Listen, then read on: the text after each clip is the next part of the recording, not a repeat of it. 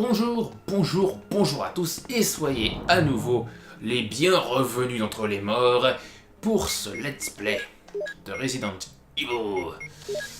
Alors, je vais mettre mon mélange d'herbes qui va être... Voilà, je vais le mettre ici. Est-ce que c'est raisonnable de prendre le magnum tout de suite? Non, il ne nous sera pas utile tout de suite, ça va être plus tard qu'on va éventuellement en avoir besoin.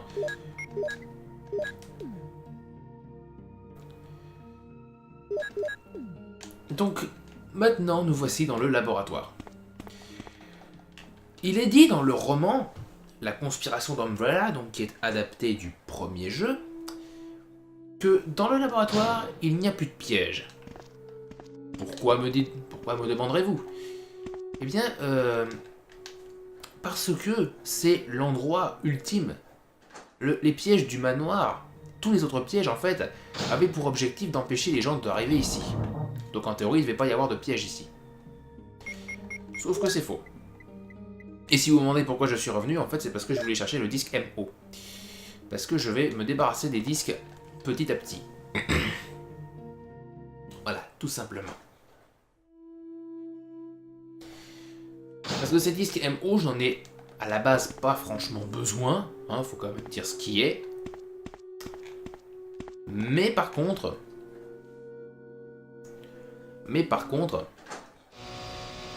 Ah, voilà. Le fameux bruit.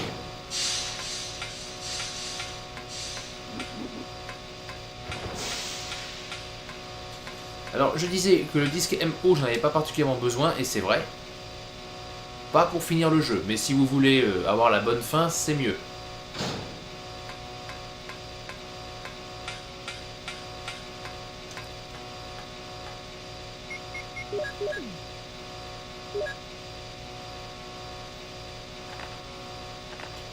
On a des codes d'accès avec un extrait de la Bible.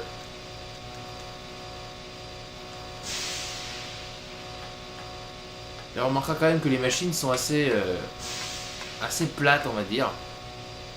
Ces machines de lecture de code.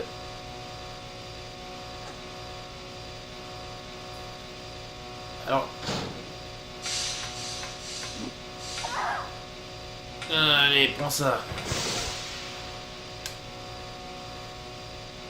J'avoue que... Ah, putain, que ça fait du bien que ça s'arrête.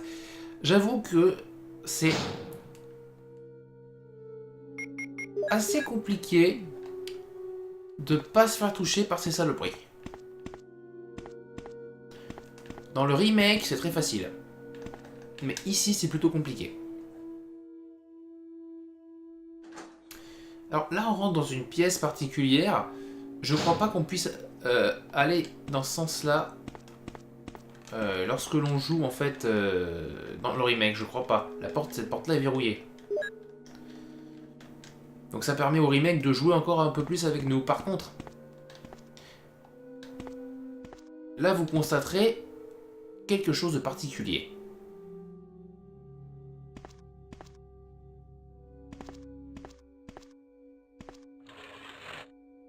Vous voyez donc deux bouches à côté du carré qu'au milieu. Là, vous voyez deux bouches, donc vous vous dites c'est du gaz. Parce que si vous vous êtes fait avoir dans la salle des statues, vous savez forcément que ce qui vous attend dans cette salle, c'est du gaz. Il y a un bouton, etc. Sauf que dans la salle des statues, il fallait appuyer sur le bouton manuellement. C'est-à-dire, on cliquait sur le bouton, attends, il y a un bouton, appuyez dessus, oui, ok. Sauf que ici, la petite subtilité, c'est que il n'y a pas besoin d'appuyer sur le bouton manuellement, j'ai envie de dire, pour déclencher l'arrivée du gaz. C'est autrement plus salaud. Est-ce qu'on peut passer comme ça? Je crois pas. Hein, non, bien sûr que non. Et bien sûr, la lampe nous en empêche. Comme par hasard. Putain de bordel de merde.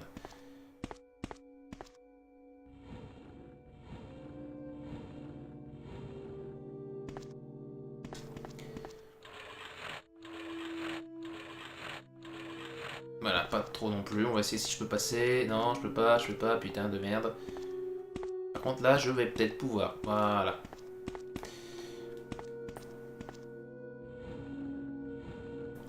Alors ce qui est bien aussi, c'est qu'il y a un nuancier de glissade, on va dire. On n'est pas obligé, vous voyez, de glisser complètement. On peut glisser que... à toute petite partie, je vais glisser un tout petit peu, tu vois, voilà. Un truc un peu plus grand, et puis après on peut carrément y aller, quoi. Il y a un nuancier dans la glissade que je trouve quand même vachement sympa dans le jeu.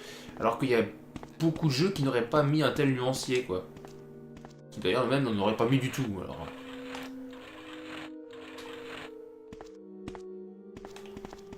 Et voilà, là il s'agit d'une simple pression, et hop.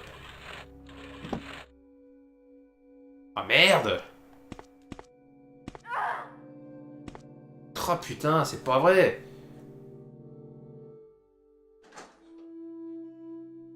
Alors ça par contre c'est un epic fail, parce que ça aurait pas dû arriver. Ça n'aurait pas dû arriver, la caisse était en place. Et bon, j'ai hésité à la remettre un peu plus vers le milieu, j'aurais dû le faire. Bon. Bon bah écoute, on recommence, hein. Putain de ta mère, va. Bon.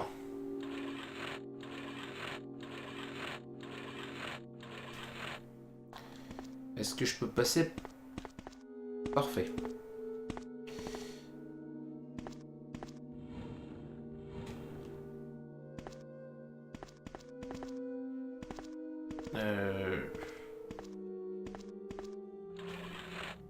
Pas plus parce qu'après je pourrais pas...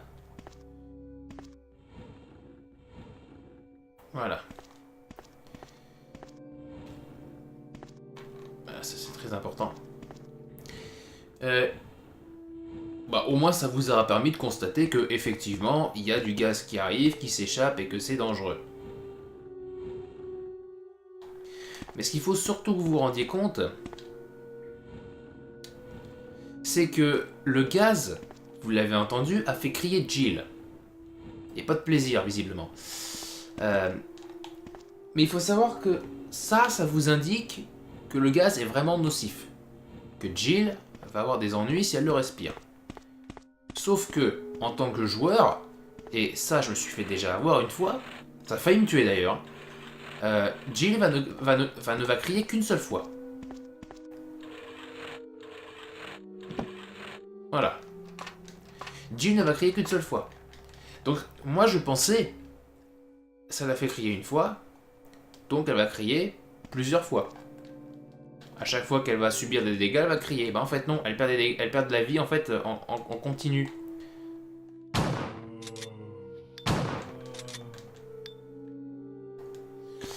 Et ça le problème c'est que vous ne le savez pas.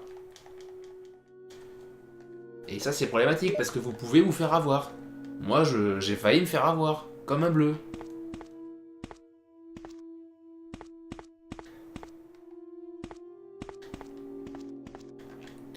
C'est une machine pour code d'accès.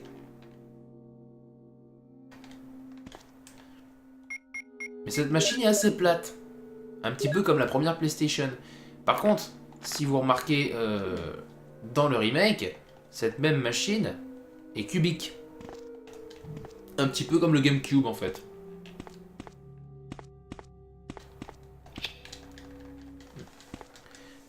Et ouais, je déverrouillais la porte, ma couille. Parce que je suis passé par derrière. Comme les homosexuels.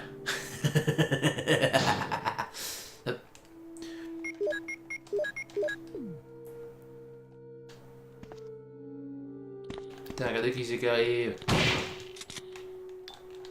Et là, pas calmé.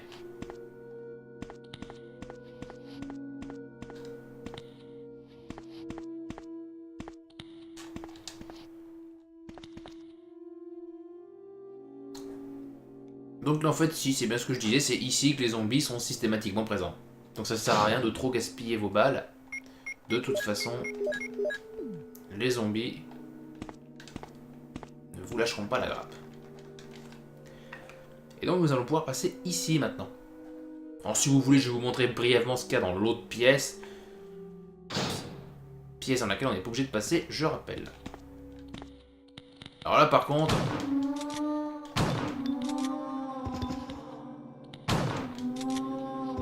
c'est une vraie partouze là. Par contre ce que j'aime pas c'est... le fait que Jill recule à chaque fois. Je crois pas me souvenir qu'il y avait autant de zombies en fait dans cette zone.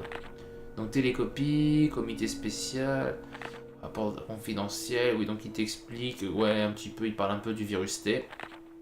C'est pas là qu'ils disent T pour tyran, non?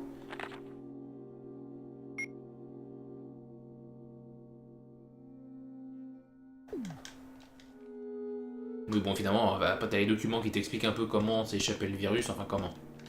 On le sait jamais vraiment, mais bon. Moi j'ai toujours pensé ici qu'il allait y avoir un... Dans cette pile de livres qu'il allait y avoir justement... Ah ouais, mais il manque le dernier disque MO aussi, quel con. C'est rien que je sois là. Là, qu'est-ce qu'il y a? Des munitions normalement. Un ruban machine aussi, ouais, pourquoi pas, c'est pas... Et des posters de femmes, attention, oulala. Excité, c'est ce qui est marqué, hein. 1998. Oui, parce que le jeu se passe en 1998, même s'il est à la base sorti en 96. Du moins la première version, parce que cette version-là, elle est sortie en 97, donc un an plus tôt. Donc je vais vous montrer ce qu'il y a dans cette pièce-là, finalement. De toute façon, il faut aussi que je vous montre ce qu'il y a dans la pièce en haut. Mais cette pièce-là, il faut bien vous dire que vous n'êtes pas obligé d'y aller. Quand vous connaissez la solution de l'énigme des codes, hein, vous n'êtes pas obligé d'y aller, quoi. On allume, effectivement. Hein.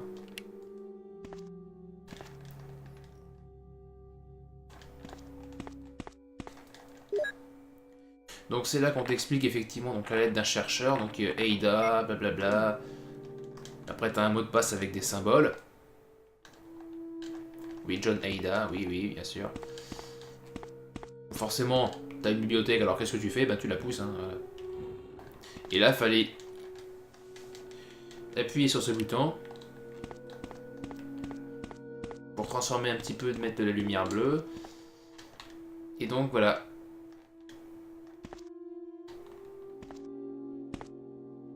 Et donc ici on avait la signification des lettres de base. Si on enlevait le chargeur, ouais. Bon, le chargeur ne servira à rien de toute façon, donc je vais pas l'embarquer, mais voilà.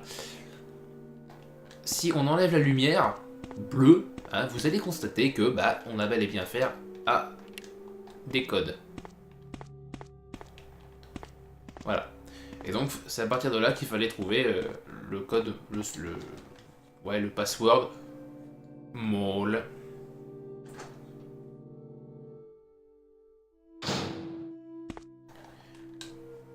Bon, évidemment l'énigme est différente, elle fonctionne à peu près sur le même principe, mais elle est quand même différente malgré tout dans le remake.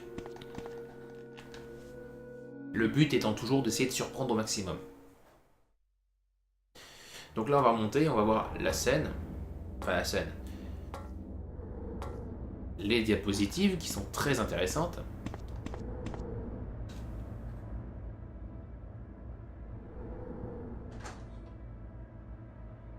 Allez, on rentre.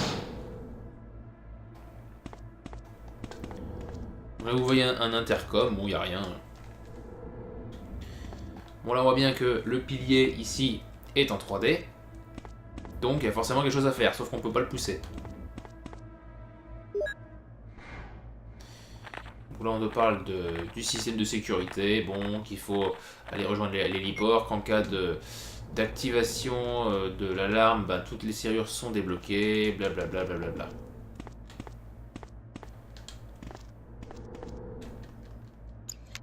Un panneau, on l'ouvre. Et on déporte, voilà. Ce qui nous intéresse, c'est caché derrière. Et voilà donc les diapositives. Donc on parle des armes biologiques, et donc là on voit le Cerbère, avec son nom de code, MA39. FI3 Neptune, donc les requins évidemment, Neptune pour le dieu de la mer, on précise. Le dieu romain bien sûr, hein, le dieu grec c'est Poséidon. MA121 Hunter. Et bien sûr le tyran. Évidemment on te montre un bazar qui a l'air quand même d'être, qui ressemble à un homme, qui a l'air d'avoir une nom de dieu de griffe sur le bras gauche. Tu viens de douter que tu l'as pas encore rencontré, donc ça va être un ennemi dangereux. Et donc là tu te rends compte que, mais c'est Albert Wesker. C'est donc un traître. Cela expliquerait beaucoup de choses. Et donc voilà le petit disque MO. Ce qui va me permettre là encore de vous montrer une scène optionnelle. Notez d'ailleurs que dans cette version, Director's Cut, cette pièce-là n'est pas utile. Là, je n'ai rien récupéré d'utile. Même pas le disque MO. Le disque MO étant optionnel, on n'est pas obligé de le récupérer. Donc ça veut dire qu'en plus, ça fait même un code en moins à entrer. Finalement. Si ça, c'est pas génial. Un code en moins à rentrer, donc des pièces en moins à débloquer. Donc c'est autant de temps de gagner quand tu veux speedrunner le jeu, tu vois. D'ailleurs, c'est ce que je faisais quand je voulais vraiment finir le jeu le plus vite possible. Et ben je me suis dit de quoi j'ai besoin pour aller à la fin. De quoi j'ai besoin pour finir le jeu. Impérativement. Et j'avais mon petit plan. Que j'avais, oui, j'avais imprimé les cartes de Resident Evil en fait. Et en fait, j'ai utilisé du stabilo sur les zones où j'avais pas du tout besoin d'aller en fait. Donc ce qui fait qu'en fait, j'y allais pas, comme ça. Et c'était cool. Parce qu'après, tu te rends compte que, ah ouais, ok, d'accord, on peut aller vite. Ouais.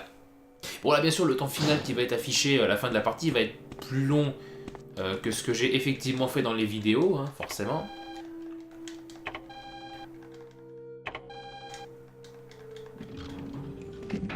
Mais...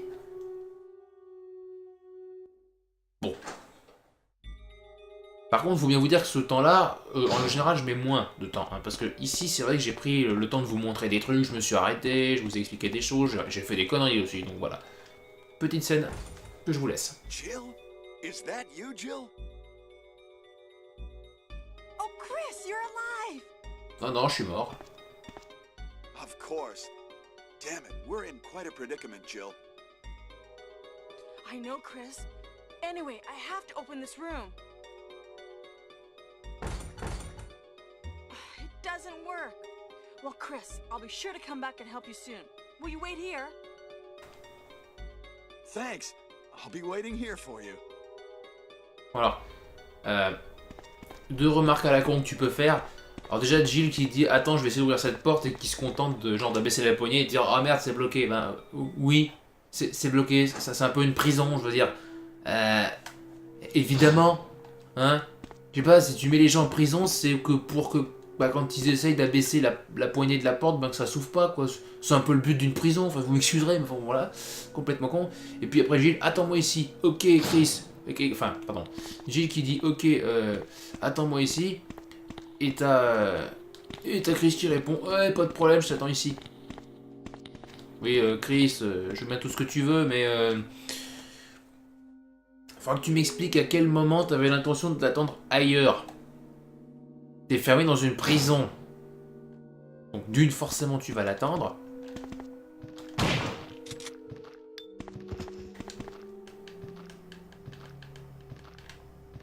Un peu con ce zombie quand même. Hein.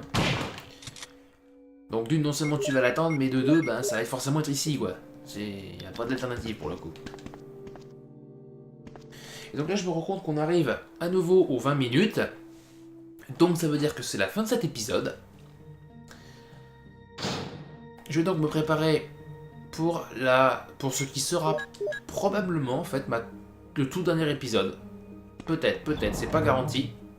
Si ça se passe mal, on sait pas. Mais il y a des chances que oui. Ce sera le tout dernier épisode, donc, de ce Resident Evil. Je vais me préparer au pire.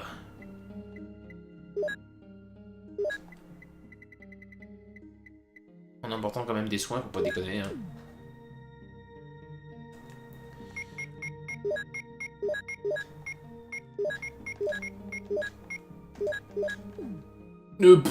J'ai fait le con, je me suis déséquipé. Quel connard. Mais quel connard.